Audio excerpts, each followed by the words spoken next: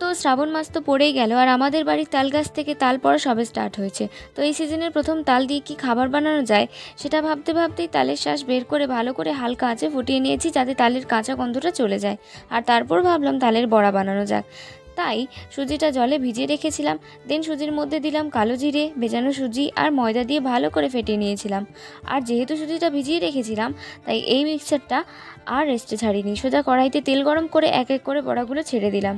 এরপর একদম লো ফ্লেমে উল্টে পাল্টে সমস্ত বড়াগুলো ভেজে নিয়েছি। আচ্ছা, তোমরা কি তালের বড়া খেতে পছন্দ করো? যদি পছন্দ করো তাহলে কমেন্টে একটা হাই করে যেও তো। আর জানো এই তালের বড়াকে আমাদের গ্রামের ভাষায় কি বলা হয়? এই তালের বড়াকে গ্রামের ভাষায় বলা হয় গুলগুলি। আর যেটা আমরা খেতে প্রচণ্ড পছন্দ করি, তালের বড়া হোক বা গুলগুলি, সবটাই আমরা খেতে পছন্দ করি। তো ভিডিও কেমন লাগলো জানিও। ভালো লাগলে like, comment, share and subscribe করে পাশে থেকো। দেখা হচ্ছে নেক্সট ভিডিওতে। বাই।